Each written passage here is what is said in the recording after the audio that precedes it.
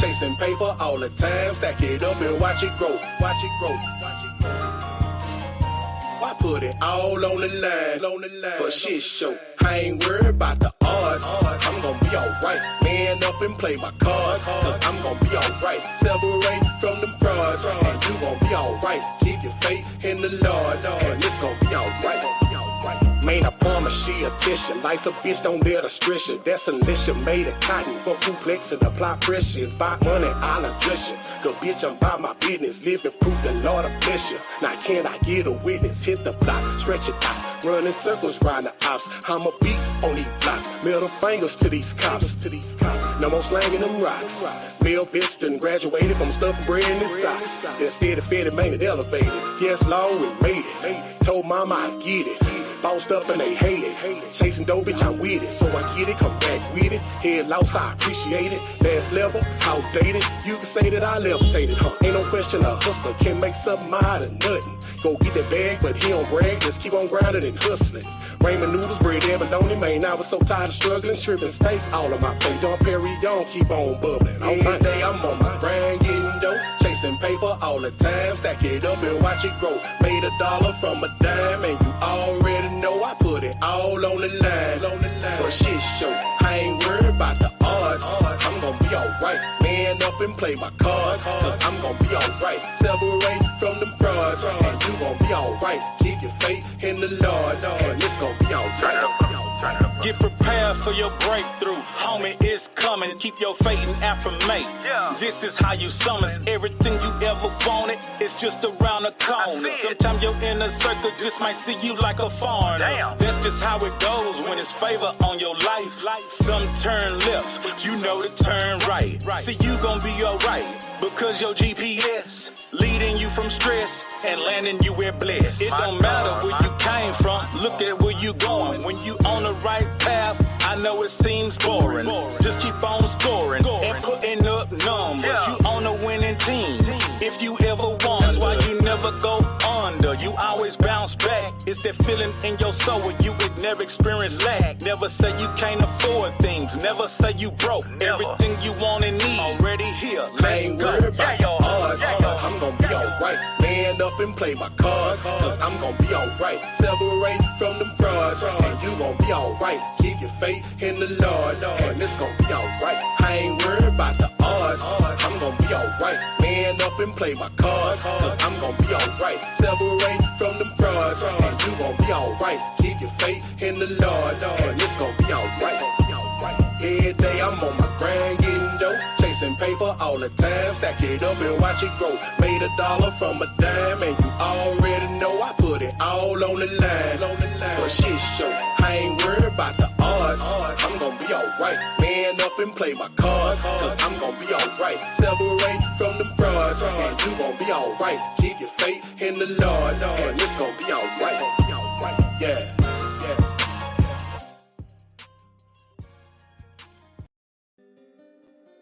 Yeah, yo, it's your player partner, he's Lee. Man, I'm coming through with an impromptu interview. You know what I'm talking about? I'm talking about at the spur of the moment, man. But the crazy thing about it, man, I gotta appreciate OG for even taking the interview, you know, under them conditions. You know what I'm talking about? But hey, all y'all trio casters, I don't know what y'all doing on this Sunday evening.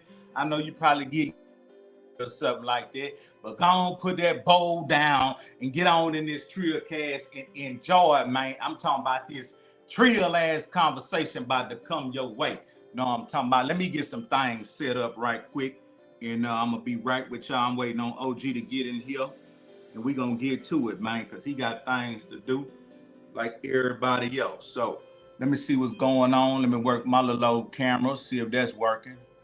Okay. See, I ain't really no podcaster. You know what I mean? I'm a trio caster. I just hit the button and go to talking my shit. You know what I'm talking about? That's how it go down, I know. But sometimes you got to switch the game up. You know what I'm saying? Get the people something they can chew on. You know what I'm saying? But yeah, can y'all hear me okay, man? It is me. I am back on the throne, you know what I'm saying, live on the microphone, and I put on something for the occasion, you know what I'm talking about? But yeah, so we're going to get OG off in here. I think he might be backstage, and we're going to get straight to it because I don't want to hold him up. Let me see if he can hear me. Let's see. Okay, add. My way. OG, can you hear me? Not my heart. OG, can you hear me? Okay. But it was just to add to what that Let me see. is saying. Let's see what's going on. Like us. I got him on. I don't know if you can hear me though. Abraham, when God called him, he was not a righteous man. He did not know. There it is. There you go. OG, can you hear me? I can hear you now. How are you? Man, everything good, man. Glad to have you, man. Man, glad to be here. Amen. Amen. Say, man, we're gonna get straight into it. Go ahead and introduce yourself to the people that may come and the people that's in here with the proper pronunciation of your name, because I don't want to fool it up. Okay, because Boss Talk do it all the time. So shout out to Boss Talk wherever he at in the world. Know what I'm talking about? Yes, sir. I'm Ayatollah Marv, Ayatollah. Ayatollah Marv out of Bompton, California. I'm the oldest active Pyru in the world. That's what it is. That's what it is. Okay, so we already crossed this. So you from Bompton, California? Yes, sir. For lames, now. From a lame ass nigga like me from Texas, man, with that, nah, I ain't gonna do that to you. I'm pretty sure everybody will catch on. You know what I'm saying? Yes, sir. Yeah. So what I want to ask you just straight up, being from Bompton and being the oldest Pyru, for us lames out here who don't know no better, is Pyru and blood the same thing, or what's the difference? It's becoming a question now, but I explain to people in the simple mannerism as I can. You know, you have the armed forces, right? Correct. The military. And you have branches of the service. You got the Marines, you got the Navy, you got the Air Force, and you got the Army, right? Okay. They're all military, but they're not the same branches of the Army. Compton, we have Pyrus in Compton. Compton is a Pyru hood. We don't have any blood sets in Compton. Now, in every other community in LA, watch, we got Circle City Pyrus, Inglewood, we got neighborhood Pyrus, got Avenue Pyrus, 4, 5, 6, we got 2 P's and a B, we got 30 Pyrus. In every neighborhood, there's a Pyru. When you put them together, we align with blood under the same platform, but there is, when you go to the county jail in California, they ask you 3 questions. Are you a Crip? Are you a Blood? Are you a Pyru? They know the difference. So when we say something, we put it on Pyru. That's on Pyru. You hear Whack 100 all the time. That's on Pyru, right? Yeah. Blood don't say that's on Blood. Crip Okay. don't say that's on Crip, right? So Right. there's a distinct difference in our 10 square miles that we align, but we're a whole separate entity. Pyrus are. I get it. I get it. Okay, so my first, how could I say, introduction to maybe like blood in the entertainment world, I would associate Ice-T maybe was representing that, but correct me if I'm wrong. Ice-T representing blood? Yeah, for some reason when I was younger, it appeared that he may have been either blood or something like that. When he first went to Crips, so he was more aligned with Crips than with Bloods. He was? I understand. From what he was a player all his life. He hustled and pimped and did that. He growing up. He was actually a hustler. But most of the guys that went to Crenshaw High School was Crip, because that's in 60 Crip neighborhood. Wow. Okay. So I misinterpreted that. I was a kid. You know what I mean? Mm-hmm. Yeah, and that's just from me looking at the visualization of his artwork, different things of that nature. No other indication. Right. Yeah, so he aligned more with Crips and him growing up than with the Black P Stone, the Jungles. They all went to Dorsey High School. Okay. Let me give you flowers and a shout out, because I have caught a bunch of your different interviews, especially on Boss Talk. And I think that it's amazing that the way you recall, you know what I'm saying, things from many, many years ago. And it's an immaculate way that you deliver it. So having the opportunity, I did my best to just prance on it and jump on it. Man, thank you so much. I mean, you know, setting up in them cages, all you can do is remember the times that were good and the times that wasn't so good. You know what I'm saying? So it's Right, just a right. Still be 73 years old and still out here active. You feel what I'm saying? Man, that's a blessing. 73. Come on, man.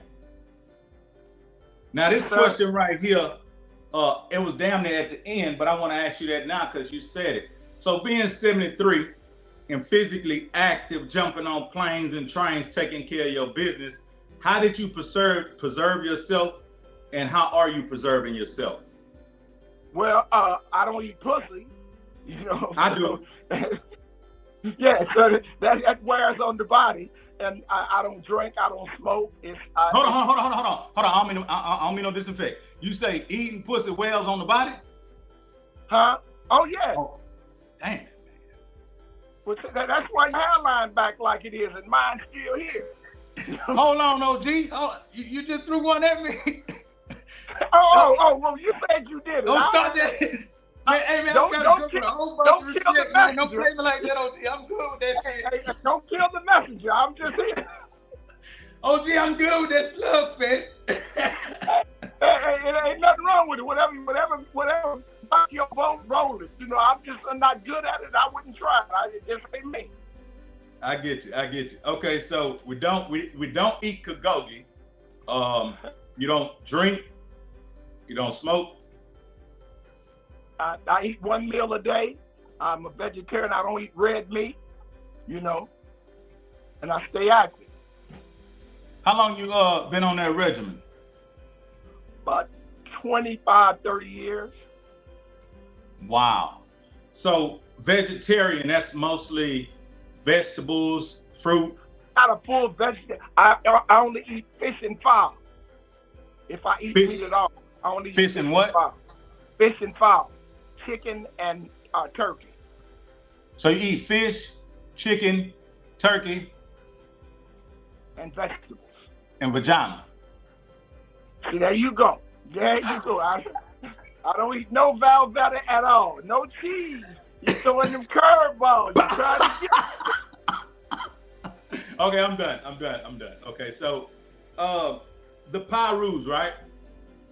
So when you guys started the fraternity or the community or the organization, what was the purpose?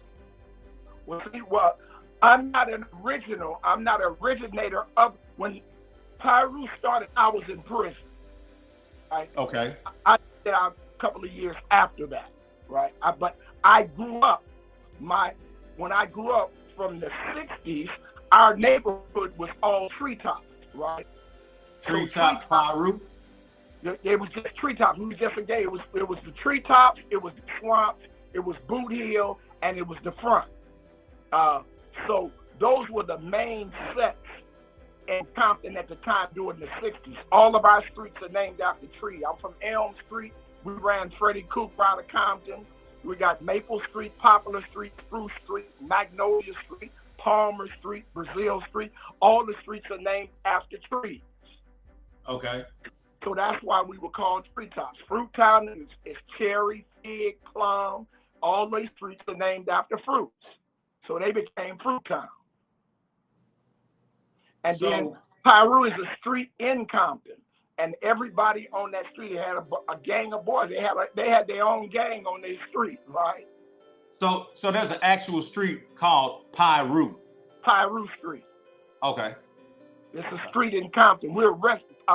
Pyru is not a gang. It's a description of citizens of Compton. That when I say Bumpton, California, as the words of Melvin Farmer, we don't set we set trends. Compton was the first run city west of the Mississippi in 1970. We had a black mayor, black city council, black fire chief. So it was a black town, that 10 square miles. So that's how it became Bumpton, California. Okay. So when did you get the pedigree of why it was started and why did you represent it Was it because you was from that street, or like Well, what was the reason for it? Originally, when I got out of prison, most of the dudes that I was in prison with, the Black Guerrilla family is a big prison revolutionary gang in San Quentin, where I was, right? And so when I got out of prison, most of the BGF was selling heroin and cocaine, and I didn't deal with those drugs. And the youngsters were selling angel dust and PCP, and it lined right up with what I wanted to do. So I made my first $100,000 on Cherry Street in Fruittown. So I aligned as a business with the Pyru sets and start being economically fulfilled dealing with that. Okay. So to you at the time, it was more of a business move. Yeah. It's always been business. So during that time, moving those products, who was the majority of your customers? Oh man, I done kept the crime rate up in 30 states of the United States, in your town too.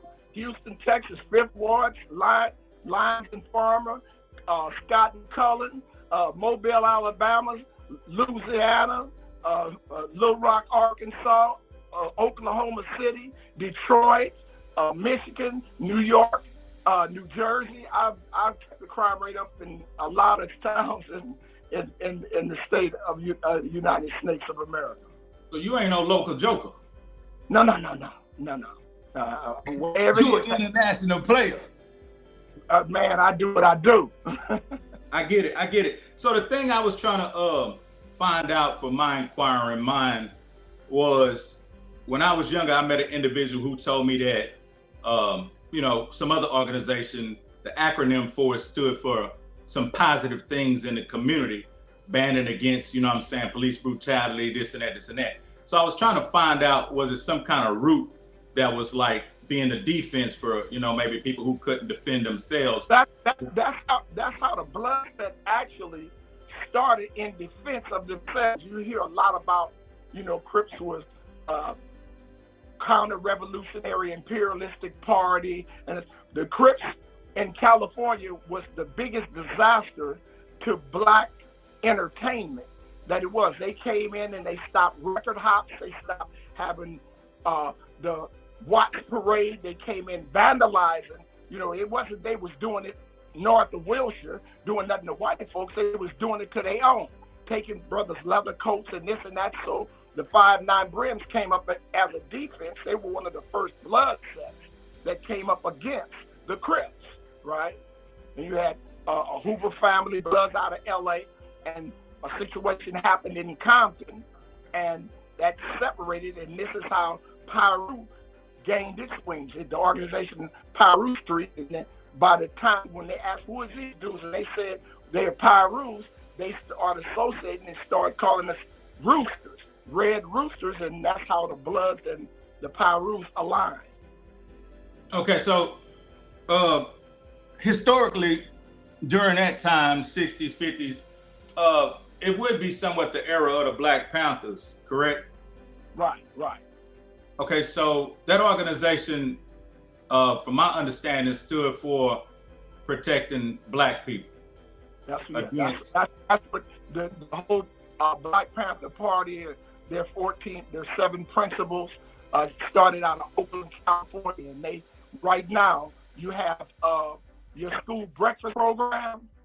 That was started in 1967, 68 through the Black Panther program in Oakland. They kidnapped the truck and had them start donating food, and the Black Panthers did a school program before kids went to school. They fed them breakfast.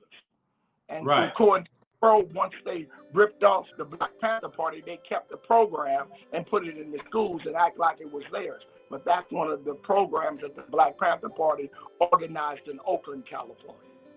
Okay, so like the Black Panthers, I wouldn't say they were y'all OGs, but they were like a model to kind of look at, right? And then we had United Slaves. You had us, Maulana Ron Karinga with Pan-Africanism, So you had culture. The Black Panther Party was they followed Stalin and Engels. They followed federalism, communism, and the isms, which was really still a white platform on a black basis. You know, they studied the Red Book with Mao Zedong, you know, Che Guevara. Most of the communist parties, they followed the pattern of that. But in America, they didn't understand at the time. It'll never be a revolution in America. Come on, man. So I guess that's why I was going. I was trying to figure out the root and the beginning of our culture, you know, coming from, because I was born in the 70s. So 50s, 60s, 70s. I remember a time in the 80s when there was unity amongst black people, being able to hang out at the park in Texas, you know, softball games, this and that, this and that. No kind of disruptions from any kind of anti-this or these people against these people. More or less like fist fights, this and that, or disagreements. Nigga might be fucking a nigga old lady getting drunk or whatever. So I'm trying to understand, like, where does things just go so terribly wrong where we're annihilating each other, and the root and the cause of it is not something so major that should be just right out front in bold letters. Like, this is why this annihilation or this travesty took place. Like, how does this genocide come about? It's a well-organized plan through white America. See, until we did things and it was just done, and we didn't have that savagery. And once they start putting out movies like Colors and Boys in the Hood and giving these false narratives that these is what blacks do in these neighborhoods, and we start emulating that, and everybody was trying to get their moment of fame. They wanted to be in the news, right? Yeah. It was a time you never had high-speed chases until it came pop on the news, right? Right. And everybody do a high-speed chase now, right? So now my hood, I ain't never heard about nobody getting shot. Now it comes on TV that this hood can kill some. So now I got to go do it. And a lot of times, sometimes it amazes me that we stand right up and we can't see the broadside of a barn, but a car go by at 80 miles an hour and kill 5 kids.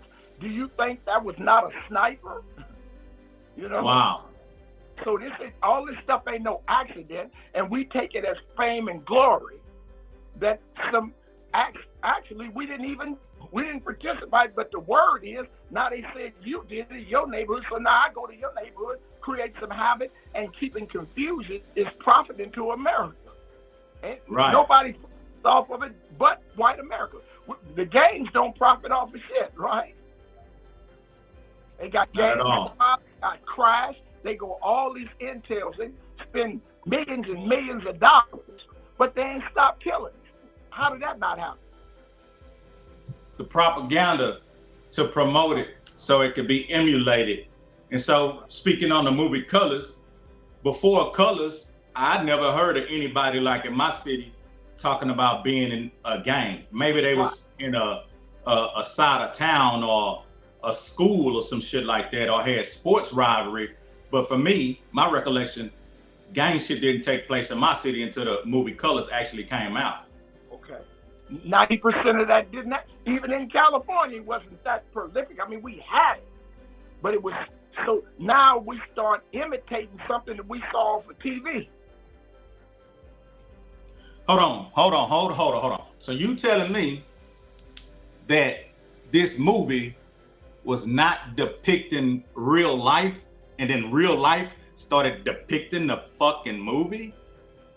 You look at it every day.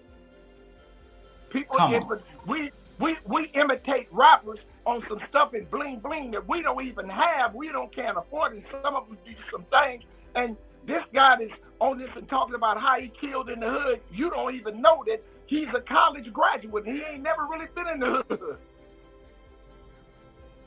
Boy, they done played the fuck out of us. They've been playing us for 600 years. Come on, man. We gonna get us 100 out of it. I'm $50. I'll be 50 in motherfucking October. I'm $50. I didn't got me half of that hoe. That's right. Man, they done fucked us, dog. What are we gonna do, man?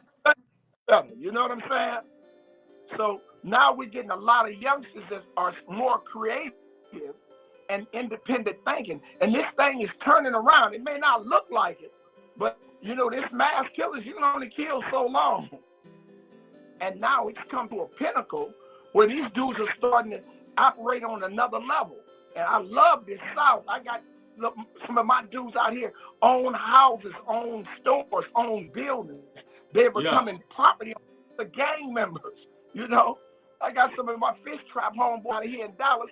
Some of them just got out of the service in the Air Force, engineers, teachers. Like, these just ain't no street urchins. But they like the life. As a people, because I'm such a gullible, naive motherfucker with a big heart, as a people, we always needed one another in higher positions. We tell the one in the hood who says, hey, I want to be a cop when I grow up. Bitch ass nigga, don't be no cop, old snitch ass, hoe ass nigga. Well, you deter him. Now he's not on the force. So now the force don't look shit like none of y'all. And now them niggas kicking y'all motherfucking ass when you could have had a couple of niggas in there who maybe would have looked out for you. Or he said he wanted to be in the court system. Or he wanted to be somewhere where it could have been a benefit for his family and his community. But we shit on our people and redirect them, and then they go be nothing, and we ain't got nobody in a powerful position. Well, that's not taking responsibility for who we are. Just like you said about the court system. We don't go and get on the jury. We can't free each other. And you go in front of a jury, they don't look nothing like you. Hell no. I ain't going to sit on no jury. I sit on the jury, I'm freeing every black man I see. I ain't gonna free a Mexican, but I'm gonna free every black man I see. I don't care. I would have to. I would have to, because I feel like our condition is of someone who's been traumatized, somebody who has been that has PTSD that has never been treated, but we've been shaken and stirred and spun around and pushed out there and said, okay, motherfucker, now you're free with absolutely nothing. And we've done a tremendous job as a people to amass and accumulate so much wealth and education. And look how prideful we are. Nobody can tell us shit because we feel so good about ourselves. But we the motherfuckers that got held back, pushed back, stopped, blocked, you know what I'm saying? Killed, maimed, you know what I mean? And we still out here making leaps and bounds. That's right. That's right. So listening and feeling and knowing, I need some more unity. I need us to wake up and understand who the fuck we are and come together and do something before I get up out there, bitch. I want to see something. Because we too goddamn powerful. You by yourself too powerful. It's just like even in biblical times, this success thing ain't for everybody. You understand? And it's only the story about Gideon. He started off with 10,000 men, right? And God told him, you got too many, because all of them wasn't faithful, right? And through his whole army, he was supposed to take over the giants. And when he ended up, out of 10,000, he didn't end up with 300. That's what that movie, the 300, that's what it's about, right? And with them 300 faithful, they took over and beat the giants. Just having a gang of us don't make no difference. We want the ones who have the heart and the loyalty. Not everybody gonna make it, you know? So we can't look for everybody. I don't look back for shit, bro. I got more years behind me than I got in front of me. I can't waste my time trying to save your soul unless you want to save it. I appreciate that. It's just a passion in me right now that know I stand alone sometime and I do so much incredible shit. Very powerful. You know what I mean? And knowing if I had multiple brothers who moved like that, like we could tilt the fucking world over. It upset me to see these young men who feel they have a lack of opportunity because they don't have the understanding or the communication from the elders, because there's a separation. Sometimes like niggas like me and yourself, we could walk around amongst the youngsters and not feel no kind of way because they are us and we are them. But what about the square ones who really could teach them something? They fear them. They scared of them. You know, I was an artist. I still am. But at the same time, my artistry became the vehicle and the taxi to attract the youthful mind to actually tell them something good. So I don't know, man. I'm just passionate about that type of shit, and I do it in my day-to-day, everyday life without it being. With black young men, we got a 30-year void where wasn't no black men, and they was either on crack. I was in prison for 25 years. Now you got some youngsters, 15 or 16 years old, that grew up with their mothers. You dig what I'm saying? My sons grew up with their mothers. If they had been looking at their mothers, she sit down to pee, they may have sit down to pee too. They didn't have me around. You dig what I'm saying? So it's amazing. But then out of that, growing up with women, they become emotionally stagnant. You dig what I'm saying? And I don't care how crazy a mother was, a boy always loved his mother, but he'll tell you he don't give a fuck about his father, but you don't know why his father. It wasn't because he didn't like you. He didn't like your damn mama. You know what I'm saying? And he had to get away from kill everybody. So we have so much trauma among ourselves. And these black kids come around and they put themselves in a position and they alienate. And like you said before, you got OGs that skit, unless it's some foolishness, they're not telling these kids nothing correct. You know what I'm saying? No, yeah, I got my best game from a player that was from my city, Port Arthur and whatnot, who jumped on a train at like 14, 15 and went to California and took care of himself till he came back in his, late 50s or whatever. Unfortunately, he was a crackhead, but he never gave me bad information. And I appreciate him, R.I.P. But these days, to the youngsters, I understand the disconnect with the whole parenting from the one-parent household, just the mother.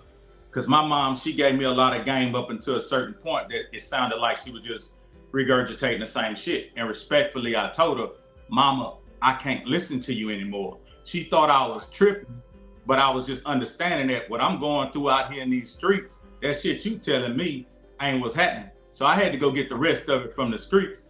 And thank God I had enough sense not to, make too many mistakes.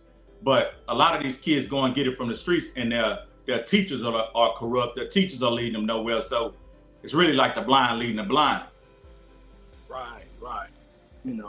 So yeah, it's a lot of misinformation. You get some dudes that call themselves OGs, but they didn't get out the house till they 2020. They had to come home when the street lights is on and ain't nobody around. So he's telling a 16-year-old about what he did in the day, and he never really did it. You know, lying motherfucker, a late bloomer lying motherfucker. That's a lot of them rap niggas, a lot of them NBA niggas. Bitch ass nigga, if you wasn't in them streets from the age of 12 to 13 to about 25, nigga, you wasn't wanted in them streets. Why in the fuck did you go? You made it. Yeah. I don't know that. We have a lot of that, so, and people attract to a lie before they will the truth. You know what I'm saying? So it's an ongoing fight, and it's just, I try to rehabilitate one black mind at a time. Lot couldn't get one. So if we can get one at a time and reorganize these youngsters thinking, I got an organization called the Black Unicorn Factory, and we're a black private IPO. And through Barack Obama in the Jobs Act, I have a virtual cannabis business. And in my business, if you follow me, what we call Follow Me for Equity, once you sign up to my organization, sign up to my company, you get $150 stock in my company. And we don't ask for any money. We ask for participation. So we're trying to close the wealth gap, because once you got money, you don't have the problem. Our problem is lack of money. You know what I'm saying? Let me just be the advocate on that. Let's say you got the money, right? But you don't have the understanding what to do with it. You don't have a money-making idea. So soon I think you and that money gonna part. That's what they say, a fool and money soon part. All of this comes with the education. We were blessed to have our parents give us $100,000 at 18 to blow and know how to math. 90% of the people I talk to, they don't know nothing about stocks. You dig what I'm saying? So we have to re-educate each other on value of what stocks is, what IPOs are, what's the new form. This Bitcoin stuff, that's air. This is a false prophet that is not going anywhere because America is depleted and they taking us with them, you know. But on the world market with the new euro, we have an international we haven't even tapped into, but it's available to us. And they say if you want to keep something from a nigga, put it in a book. You know what I'm saying? Right. So all the information we have got right now is so convenient for you to find information. Just talk to your phone. You ain't got to research it. But we'll look at hood fights and YouTube on some, my oldest pirate. Well, who cares? What can I do for you today? You know what I'm saying? Right. So I'm gonna dive in on this. This is some new shit to me, but I'm hearing a bunch of theorists speak about the acronym BRIC. Are you upon it yet? The Crips? It's an acronym called BRIC. Are you up on that information yet? No, what is that? It's to do with the economy and different countries that's coming together against us to make our dollar just deflate to the utmost. Okay. Are you talking about India, Russia, and China? Yeah, and I think South Africa gonna join. Well, it started with Muammar Gaddafi. That's why they had to kill him, you know. And he was changing the economy because still gold is solid and America is gold depleted, right?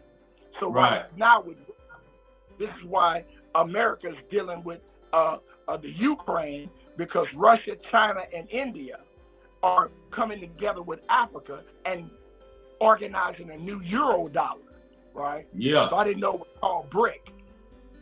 Yeah, that's the acronym for it. So I'm just, getting up on it, getting a little bit deeper into it. I'm glad you're up on that already.